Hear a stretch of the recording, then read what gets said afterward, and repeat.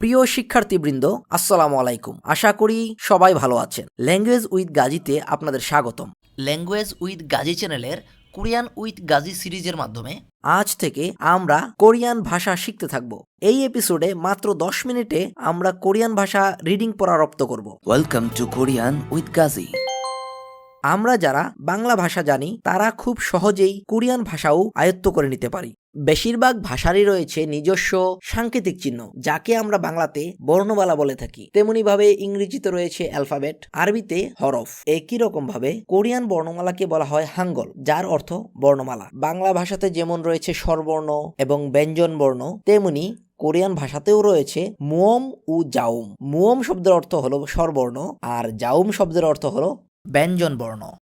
Korean ভাষায় সর্বসাকল্যে মোট বর্ণের সংখ্যা 40টি। এর মধ্যে স্বরবর্ণ 21টি আর ব্যঞ্জন বর্ণের সংখ্যা 19টি। কোরিয়ান স্বরবর্ণ আবার দুই ভাগে বিভক্ত: মৌলিক স্বরবর্ণ যা মোট 10টি এবং সংযুক্ত স্বরবর্ণ যা মোট 11টি। অন্যদিকে মৌলিক ব্যঞ্জনবর্ণ মোট 14টি এবং সংযুক্ত ব্যঞ্জনবর্ণ রয়েছে 5টি। 40টি বর্ণ শুনে ভয় পাবার কোনো কারণ নেই, কারণ কোরিয়ান রিডিং পড়ার জন্য মৌলিক স্বরবর্ণ ও মৌলিক ব্যঞ্জনবর্ণগুলো সম্পর্কে জ্ঞান থাকলেই যথেষ্ট। আমরা জানতে পারলাম মৌলিক স্বরবর্ণের সংখ্যা 10টি এবং মৌলিক ব্যঞ্জনবর্ণের সংখ্যা 14টি, অর্থাৎ মোট 24টি বর্ণের মাধ্যমে আমরা সহজেই প্রাথমিকভাবে রিডিং পড়তে পারবো। তবে আনন্দের বিষয় হলো এই ভাষাটি তারা তাদের দেশের নিজস্ব ভাষাবিদ গবেষক দ্বারা সুচিন্তিতভাবে, সাবলীলভাবে ও সহজবোধ্যভাবে উপস্থাপন করে তৈরি করেছেন। তাই অন্য যে কোনো ভাষার তুলনায় এই ভাষাটি অত্যন্ত সহজ।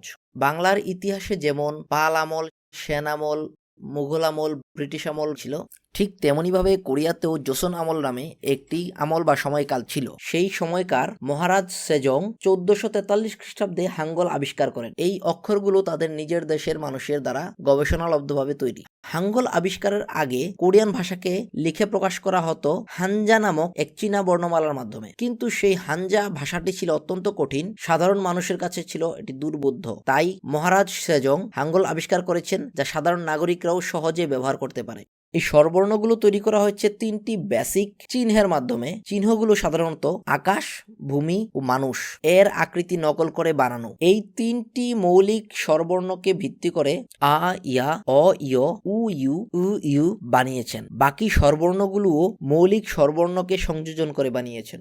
আর ব্যঞ্জন বর্ণের চিহ্নগুলো আমাদের ধ্বনি উচ্চারণের সময় ব্যবহৃত বাকযন্ত্রের আকৃতিকে নকল করে তৈরি করা হয়েছে। চলুন শুরু করা যাক আমাদের কোরিয়ান বর্ণমালা পড়া। মৌলিক স্বরবর্ণ মোট 10টি।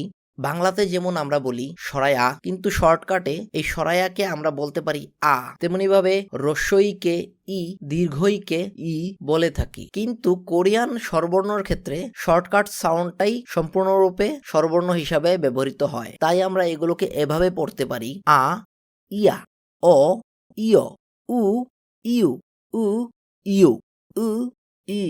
আমি আবার পড়ছি: আ, ইয়া, অ, ইয়, উ, ইউ, উ, ইউ, উ, ই। শেষের আগের বর্ণটি উ দাঁত চেপে উচ্চারিত হয় এইভাবে। কিন্তু লেখার ক্ষেত্রে এই স্বরবর্ণগুলো সরাসরি কোথাও বসতে পারে না, তাকে অবশ্যই কোনো না কোনো ব্যঞ্জন বর্ণের সাহায্যে নিতেই হয়। প্রত্যেকটি স্বরবর্ণের আগে কোনো একটি ব্যঞ্জন বর্ণ না থাকলে এটি উচ্চারিত হবে না। তাই আমরা ব্যঞ্জন বর্ণগুলো শিখে নিব। কোরিয়ান মৌলিক ব্যঞ্জন বর্ণ মোট 14টি: গিয়ক, নিউন, দিগুত, রিউল, মিউম, বিউপ, সিউত, ইয়ং, জিউত, খিউক, থিউত, ফিউপ, ছিউত, হিউত। বাংলার ক্ষেত্রে আমরা যেমন উচ্চারণ করে থাকি মূর্ধন্য স, কিন্তু পড়ার ক্ষেত্রে মূর্ধন্য স কোথাও উচ্চারণ করি না, সেক্ষেত্রে আমরা বলি স। অক্ষর বলার ক্ষেত্রে আমরা দন্তস্বকে দন্তস্ব বললেও উচ্চারণ করার সময় স হিসাবে উচ্চারণ করে থাকি। ঠিক একই রকম ভাবে গিয়ক বর্ণের নাম হতে পারে, কিন্তু এর উচ্চারণ হলো গ। বর্ণের নাম নিউন হলেও এর উচ্চারণ ন। ঠিক একই রকম ভাবে দিগুত দ, রিউল র, মিউম ম, বিউপ ব, সিউত স, ইয়ং এর উচ্চারণ নেই। মূলত এটি সাধারণত স্বরবর্ণগুলোকে লেখার সময় সাহায্যকারী হিসাবে সামনে বসে, এর কোনো উচ্চারণ নেই। জিউত জ, সিউত স, খিউক খ, থিউত থ, ফিউপ ফ, হিউত হ। বাংলায় ক এর সাথে আকার যুক্ত করে যেমন আমরা লিখতে পারি কা, ক এর সাথে ইকার যুক্ত করে আমরা লিখতে পারি কি, ঠিক তেমনি ভাবে কোরিয়ান ভাষাতেও গিয়ক বা গ এর সাথে আ যুক্ত করে আমরা লিখতে পারি গা। নিউন বা ন এর সাথে আ যুক্ত করে আমরা লিখতে পারি না। এখন প্রত্যেকটি ব্যঞ্জন বর্ণের সাথে যদি আমি আ যুক্ত করি তাহলে এর শব্দগুলো দাঁড়ায় গিয়ক আ গা, নিউন আ না, দ্বিগুত আ দা, রিউল আ রা, মিউম আ মা, বিউপ আ বা, সিউত আ সা, ইয়ং আ আ। এখানে ইয়ং এর কোনো উচ্চারণ হবে না, সুতরাং আ এর উচ্চারণ প্রপারলি এখানে আসবে ইয়ং আ আ। এখানে সর্বর্ণ তার সম্পূর্ণ উচ্চারণটাই করতে পারে। জিউত আ যা, সিউত আ ছা, খিউক আ খা, থিউত আ থা, ফিউপ আ ফা, হিউত আ হা। এবার আমরা পড়ব কিভাবে অক্ষর মিলিয়ে পড়তে হয়।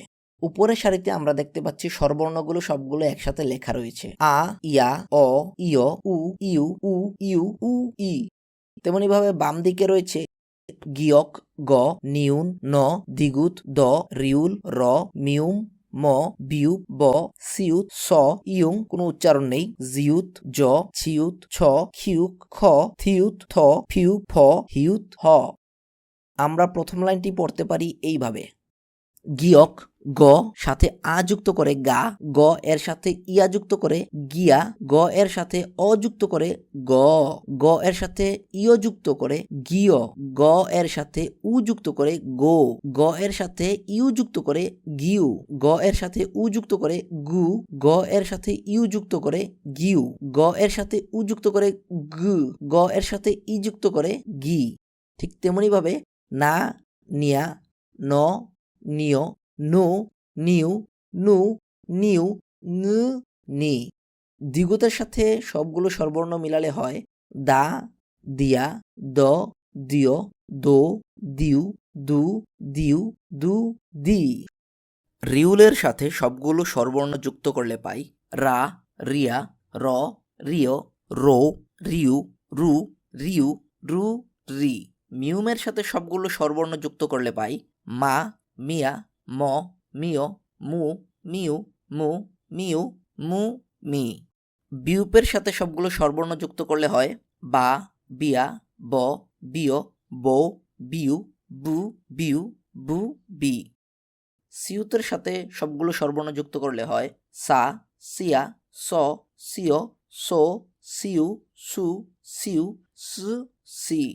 ইয়ং যার কোনো উচ্চারণ নেই, ইয়ং এর সাহায্য নিয়ে স্বরবর্ণগুলোকে লিখিত আকারে প্রকাশ করতে হয়। ইয়ং এর সাথে সবগুলো স্বরবর্ণ যুক্ত করলে পাই আ, ইয়া, অ, ইয়, উ, ইউ, উ, ইউ, উ, ই। জিউত এর সাথে সবগুলো স্বরবর্ণ যুক্ত করলে হয় যা, জিয়া, জ, জিয়, জো, জিউ, জু, জিউ, জু, জি। চিউতের সাথে সবগুলো স্বরবর্ণ যুক্ত করলে হয় ছা, ছিয়া, ছ, ছিয়, ছো, ছিউ, ছু, ছিউ, ছু, ছি। খিউকের সাথে স্বরবর্ণগুলো আসবে এইভাবে খা, খিয়া, খ, খিয়, খো, খিউ, খু, খিউ, খু, খি। থিউতের সাথে স্বরবর্ণগুলো হয় এইভাবে থা, থিয়া, থ, থিয়, থো, থিউ, থু, থিউ, থু, থি। ফিউপের সাথে স্বরবর্ণগুলো যুক্ত করে আমরা পড়তে পারি এইভাবে ফা, ফিয়া, ফ, ফিয়, ফো, ফিউ, ফু, ফিউ, ফু, ফি। হিয়তের সাথে স্বরবর্ণগুলো যুক্ত করে আমরা এইভাবে পড়তে পারি হা, হিয়া, হ, হিয়, হু, হিউ, হু, হিউ, হু, হি। এই বর্ণগুলোর বারবার প্র্যাকটিসের মাধ্যমে দারুণভাবে আয়ত্ত করে নিতে পারেন। বাচ্চিম এই রকমভাবে কোনো একটি ব্যঞ্জন বর্ণ অন্য কোনো বর্ণের নিচে বসলে তাকে বাচ্চিম বলে। বাচ্চিম সম্পর্কে পরবর্তীতে আমরা বিস্তারিত জানব, আপাতত এইটুকুতেই চলবে। এখন আমরা বর্ণগুলো দিয়ে তৈরি শব্দ শিখব। গিয়ক, দ্বিগুত, বিউপ এই তিনটি বর্ণ যখন শব্দের সামনে বসে তখন এটি তার সাধারণ উচ্চারণ থেকে কিছুটা ভিন্নভাবে উচ্চারিত হয়। যেমন গিয়ক, যদি কোনো বাক্যের প্রথমে বা শব্দের প্রথমে গিয়ক বসে এর উচ্চারণ গ না হয়ে খ এর মতো হয়। যদি মাঝখানে বসে তাহলে গ এর মতো উচ্চারণ হয় এবং নিচে বসলে এর উচ্চারণ হয় ক এর মতো। যেমন খাজি অর্থ বেগুন, খাগু ফার্নিচার, গিয়ক আ গিয়ক উ খাগু, গিয়ক আ খা গিয়ক উ গু খা গু অর্থ ফার্নিচার। খাজুক অর্থ পরিবার। এখানে গিয়ক শব্দটি আরেকটা শব্দের নিচে বসাতে গ এর মতো উচ্চারিত না হয়ে ক এর মতো উচ্চারিত হয়েছে। প্রথমে বসাতে উচ্চারিত হয়েছে খ এর মতো এবং নিচে বসাতে উচ্চারিত হয়েছে ক এর মতো, তাই এটাকে বলা যায় খাজুক অর্থ পরিবার। দ্বিগুতের ক্ষেত্রে এর সাধারণ উচ্চারণ দ, তবে শব্দের সামনে বসলে এটি সাধারণত থ এর মতো উচ্চারিত হয়, যেমন থারিমি, থোরো, থারি, থাল ইত্যাদি, এবং বাচ্ছিম হিসাবে ত হয়। বিউপ বিউপ এর সাধারণ উচ্চারণ ব হলেও শব্দের প্রথমে বসলে এর উচ্চারণ অনেক সময় বাংলায় ফ বা ফ এর মতো উচ্চারিত হয়। শব্দের অন্য অংশে ব কিন্তু বাচ্ছিম হিসেবে পি বা প এর মতো উচ্চারিত হয়ে থাকে। বাকি বর্ণগুলোর উচ্চারণ হলো বর্ণের নামের প্রথম অংশ এবং বাচ্ছিম হিসেবে বসলে বর্ণের নামের শেষ অংশ উচ্চারিত হয়ে থাকে। নিউন এর উচ্চারণ ন, নামু, নো, নুনা, নারা। রিউল শব্দের প্রথমে বসলে বা উপরে বসলে র উচ্চারণ হয় এবং নিচে বা বাচ্ছিম হিসেবে বসলে ল উচ্চারণ হয়, যেমন রাদিও, রোমা, মাল, জাল ইত্যাদি। মিউম বা ম সর্বাবস্থায় ম উচ্চারিত হয়, যেমন মারো, মোজা, মু, মরি ইত্যাদি। বিউপ আমরা প্রথমেই বলেছি বিউপের উচ্চারণ শব্দের প্রথমে বসলে ফ এর মতো উচ্চারিত হয়। এক্ষেত্রে বিউপ দিয়ে তৈরি শব্দগুলো হবে ফাদা, ফুল, ফিনু, বি বা ফি। এখানে উল্লেখযোগ্য বিষয় হলো বাদা এবং ফাদা দুটি শব্দই সঠিক, তবে ফাদা শব্দটি অধিকতর গ্রহণযোগ্য। সিউত, স, সাজা, সো, সজু, সাদা। ইয়ং, অ, আগি, উরি, গাং, সারাং। এখানে উল্লেখ্য যে বাচ্ছিম হিসাবে বসাতে ইয়ং এর উচ্চারণ অনুস্বারের মতো হয়েছে। জিউত, জ, যা, খাজি, জারু, জিগু। ছিউত, ছ, ছা, ছগু, ছিমা, ছিরিউ। খিউক, খ, খামেরা, খো, খফি, খপ। এখানটাতে ফিউপ বাচ্ছিম হিসাবে বসাতে প এর মতো উচ্চারিত হয়েছে। থিউত, থ, থাজাগি, থোমাথো, খোত, থাদা। ফিউপ, ফ, ফা, ফোদো, ফিজা, ফাদো। হিউত, হ, হামা, হরি, উহু, হানা ইত্যাদি। এখন আমরা পড়তে পড়তে শব্দ শিখতে পারবো। যেমন প্রথম শব্দটি হলো আই, আই অর্থ শিশু। উই শশা, ফাদো ঢেউ, উরি আমার, উহু বিকাল, ইয় উ শিয়াল, ইউ কারণ, ইউরি রান্না, অদি কোথায়, ইয় যা মহিলা। ইতোমধ্যেই আমরা কোরিয়ান ভাষা রিডিং করা অল্প স্বল্প আয়ত্ত করে নিয়েছি। আপনি এখন একটি নতুন ভাষা পড়তে জানেন, তাই আপনাকে অভিনন্দন।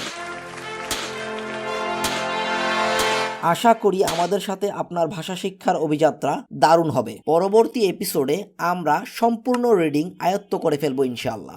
পরবর্তী এপিসোড দেখার আমন্ত্রণ জানিয়ে বিদায় নিচ্ছি। সে পর্যন্ত ভালো থাকবেন। আল্লাহ হাফেজ।